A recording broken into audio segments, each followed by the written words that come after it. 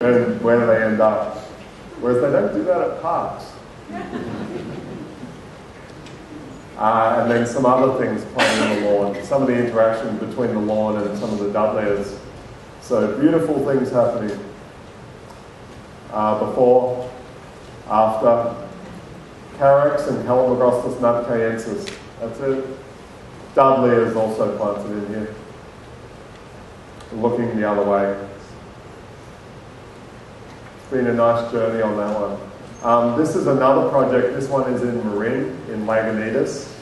And this project we were called in early as well. So we saw, we were helped in the planning before any of this took place. This sort of knoll that was mostly covered in exotic grasses, mostly avena, had been heavily grazed. Had a couple of beautiful attributes, which one was the view, as you'll see, and had this amazing California bay on the site, just a single specimen that I'll show. And the client program was pretty much, we want a lap pool. They're competitive swimmers. They net swimming. It meant a lot to them. So again, I listened closely and I thought, okay, what do I do with that information? Where does that go? How does it play into all this? And other than that, they were pretty easygoing about my recommendations on how to integrate that lap pool into the design. It's a project that probably opened me up to more ideas than I've ever had about California before, as you'll see. So before shot, when they're grading for the house, guest house being built. So you can see some of the damage that's been done to the site.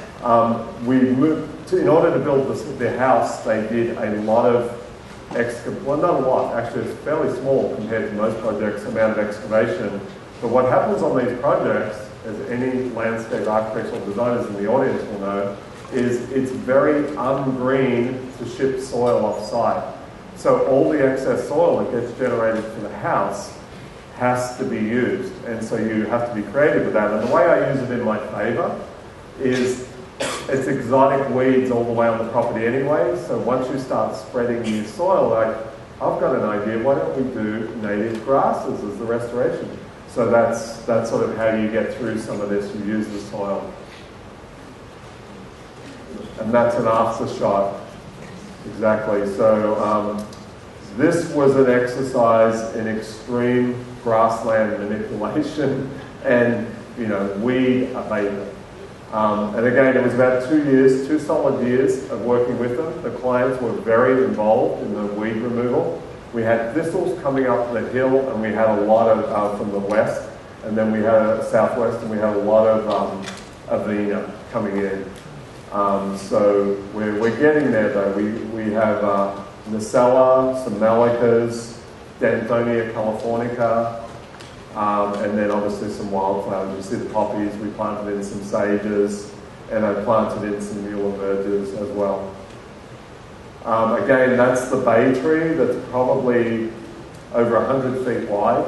It's a massive bay. I'll show you a shot underneath it in a minute. This is the view to the south. So you can see the beginning. See that pile of soil? Guess what? Fix it. That was my instruction. The contractor said, use it. I'm like, okay, I'll do that. There's more piles of soil. Oh, there's more piles of soil there. Great. And there's the bay tree. And that's the after shot with the swimming pool. So everybody who knows this project thinks that the grassland was there and we just slipped the pool in. And I can see why. But we didn't. So you can see the work that was done, and then there's the bay tree in the distance. So we have beautiful drainage systems that we've worked out. I proposed they did a very minimal amount of paving, and then they swam out into the grassland. And to my surprise, they said, fine, do it. There was no conversation. It was like, that sounds good, let's do that. The architect had paving going all the way around the pool, the way he thought of it. And I thought, why? It's not a resort, it's just the two of them. Some of the effects that happen as you get closer to the pool, with the grassland coming to it, it gives it the soil level is much lower than the pool. It doesn't look like it there. That's the grasses coming up. The soil is actually lower than the pool coating. That's the bay tree. I think I counted 70 trunks at one point. Between 50 and 70, I think I had in my notes. So you can actually go and sit under this on a hot day when you're at the pool. Then looking across, you know, the effect of the fog coming in from Point Reyes. Just a small area of paving, seating wall, that's the seating wall. See what happens above you, it's all planted all those salvias and the muleys, and the rest of it was seed. Sitting area, there's a little dining area here where again you sit right on the edge, or sit on the wall and there's a little 30-inch drop and then you, but again that wall is there is to clarify the view beyond, not say look at the wall I did. I wanted to include this. I know Phil Van Solen's here today. He sent this to me. He goes, did this inspire you? And it's really interesting because it totally did. As I would drive up to Lagunitas, it was a long drive, and I kept being excited about these, you know, when you see this separation between water and landscape, which is most of our landscape, there's always a thing around it. I got really fascinated in, you know, really bringing nature to this body of water. And have since done a lot like this where, you know, there's that play of planting and water all paving close together. So thanks for that, Phil. And here's a little statement I think sort of starts to sum up things for me. Maybe the role of design, and especially landscape design, should be to try and reconnect man with his space and his background. We are at one with the universe. It is not man and nature or man in nature. Man is nature, just like the trees, both live and grow. What I try to do is put people back in touch with this thing they've lost touch with. So we start with this, people wanting place, and then how do we fit into the place? You can see the house in the distance. And then focus back on what is the thing that's better than us anyway. That's it. Thank you.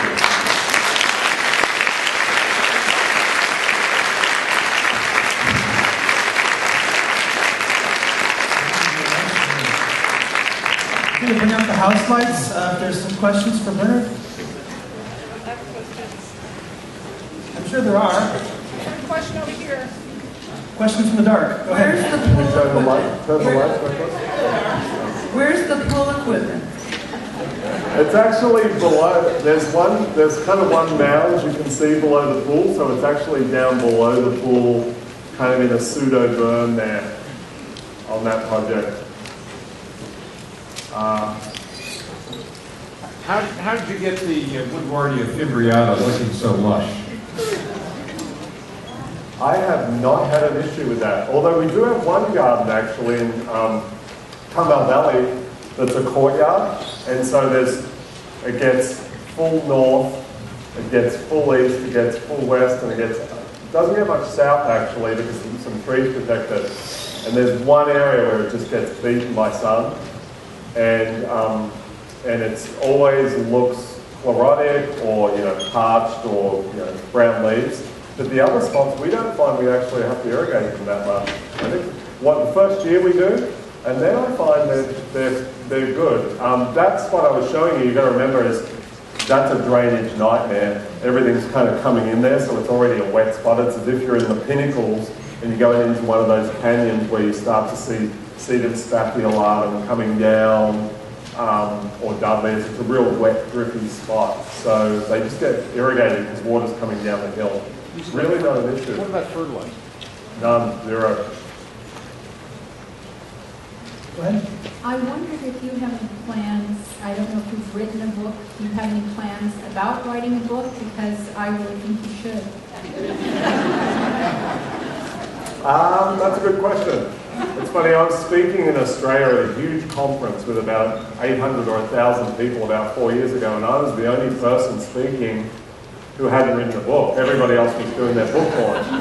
And somebody walked up to me afterwards and was like, where's your book? You know, and I was sort of like, oh, book. Huh. I don't know. I've been really busy getting to know California in 15 years, and I'll be honest with you, the work I did for about the first half, like for 7 years, I was just finding my way. And so I really I did some nice work, I think, but I think California takes a lot of getting to know. So if I did a book, I want it to be about California, what I see as California landscapes. And I don't know if I'm fully there yet as far as having enough projects. Maybe. Pretty busy person, it looks Thanks like. for asking. Another question right over here.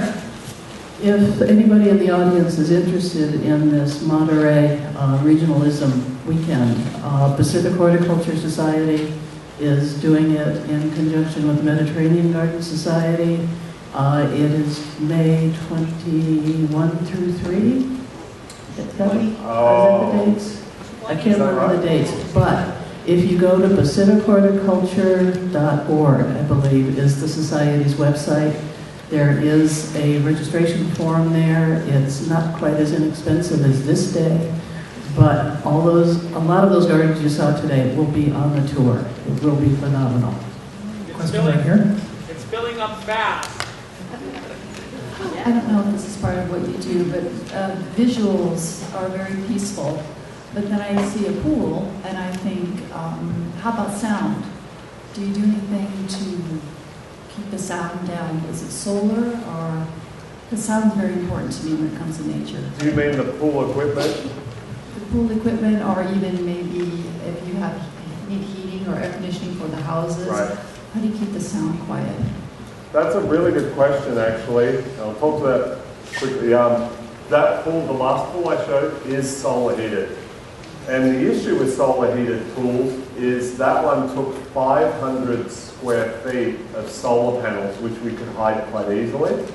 But in a lot of projects, we have trouble hiding 500 square feet of solar panels. That said, I'm a huge believer in why are we hiding solar panels anyway?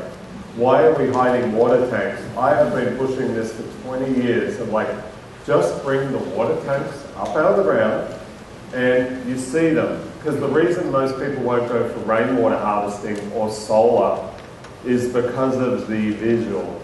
And to me, I find there's something beautiful about showing this attempt at doing something more sustainable or resourceful.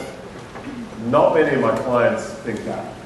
Now, I have a project in Santa Cruz at the moment that's the most exciting project we're working on where we're harvesting, it's residential, we're harvesting 90,000 gallons of rainwater above ground, and we're using all the rainwater from the house on a native lawn. The 90,000 gallons of water goes predominantly to edibles and an olive orchard that will be harvested, and the rest of the property is all California native plants. So clients have come around, but they're clients who have seen some of this work and have, it's taken a while to get people to think that way. So as far as the whole solar thing, we try to do solar for pool heating or spa heating wherever possible on large properties. It's hard to integrate on some of the urban projects unless they put the solar panels on the roof of the house. The other thing is most of the design review agencies won't allow you to do it. It's just a visual that the neighbours won't allow. So we all need to get to the point where it's just like we need it. We don't care what it looks like, we just need it. That's kind of where I think it needs to go.